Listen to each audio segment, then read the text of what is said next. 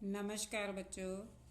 आज हम पंजाब स्कूल शिक्षा बोर्ड की 10वीं की परीक्षा जो कि दूसरी भाषा है हमारी हिंदी, तो इसका हम प्रश्न पत्र के भाग ख जो कि प्रश्न पत्रों से संबंधित है उसको हल करेंगे।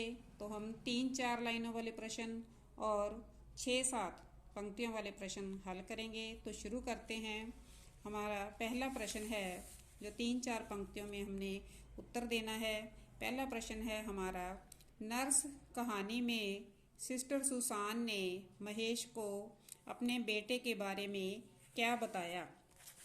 तो इसका जवाब है हमारा, जब सिस्टर सुसान ने महेश को रोते देखा तो उसने महेश को बताया कि उसके बेटे का नाम भी महेश है। वह बहुत छोटा है, वह अभी 3 महीने का है। वह तुम्हारी तरह बहुत रोता है। जब आया उससे खेलती है या गाना गाती है तो वह खुशी से हाथ पैर ऊपर नीचे करने लगता है जैसे नाच रहा हो। महेश के पूछने पर वह उसे बताती है कि उसके बेटे को अभी बोलना नहीं आता, इसलिए वह अभी अंगू अंगू गूं गूं बोलता है। तो यह हमारा पहला प्रश्न था। दूसरा प्रश्न है हमारा, बसंती की आंखों में आंसू क्यों आ गए? माँ का कमरा लघु कथा के आधार पर हमने इसका उत्तर देना है। तो हमारा दूसरा प्रश्न है, बसंती अपने पुश्तैनी पुराने घर में जैसे तैसे अकेली जीवन काट रही थी। बेटे के बुलाने पर वह शहर आ गई। बेटे ने उसे रहने के लिए स्वर्ग जैसा कमरा दिया। आलिंगन में लेते हुए बेटे ने कहा कि कुछ और चाहिए तो बेझिझक बता देना। बेटे का ऐसा अच्छा व्यवहार देखकर खुशी के मारे बसंती की आंखों में आंसू आ गए। आगे हमारा तीसरा प्रश्न है, लेखक ने बैजनाथ पहुंचकर हिमालय से किस रूप में भेंट की? ठेले पर हिमालय निबंध के आधार पर उत्तर दें। तो इसका जवाब है हमारा, लेखक ने बैजनाथ पहुंचकर देखा कि गोमती निरंतर प्रवाहित हो रही थी। गोमती की उज्जवल जल राशि में हिमालय की बर्फीली चोटियों की छाया तैर रही थी। लेखक ने नदी के इस जल में तैरते हुए हिमालय से भेंट की। आगे प्रश्न है हमारा,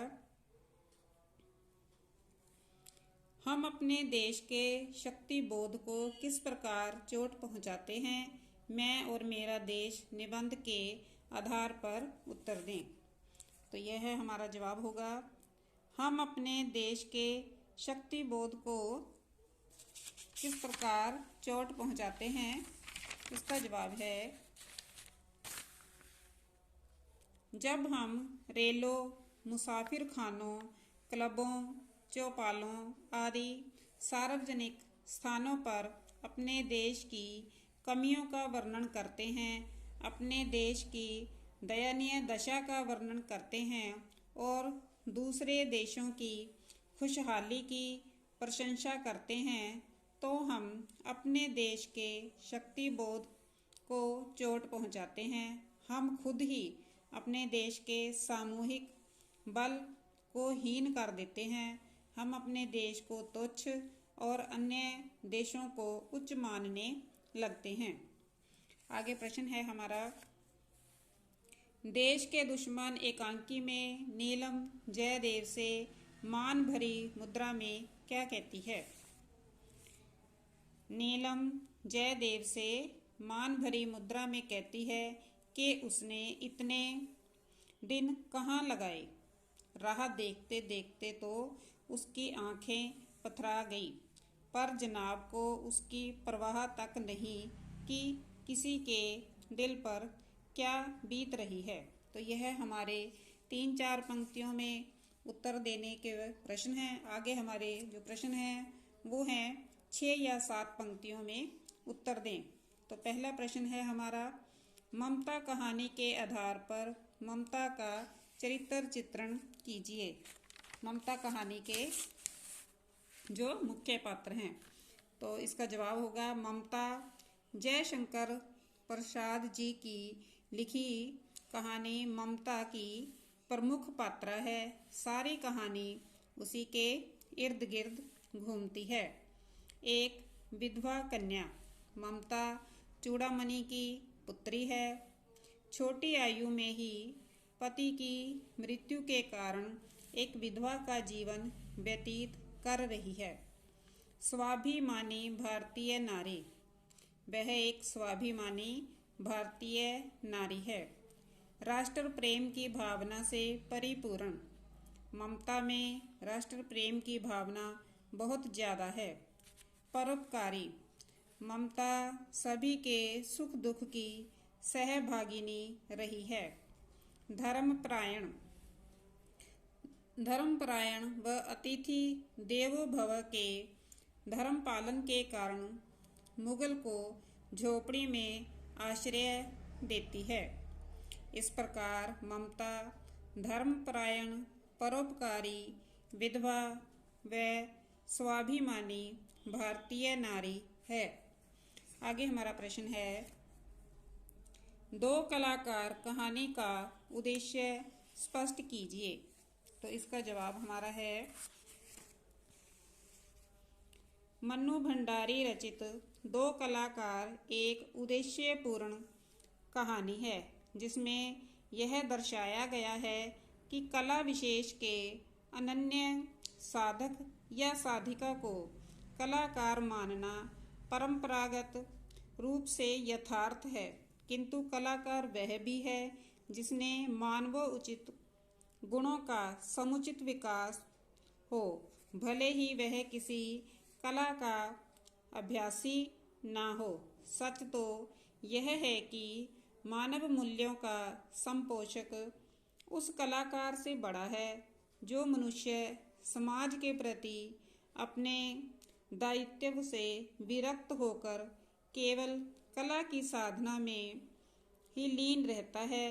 लेखिका ने चित्रा को आत्मसुख, अपनी उन्नति, अपनी चित्रकला में लीन दिखाकर और अरुणा को समाज के लिए दया, करुणा, सहानुभूति आदि बांटते हुए दिखाकर यही सिद्ध किया है कि अरुणा चित्रा से महान कलाकार है, क्योंकि उसमें उच्च मानवीय गुण विद्यमान है।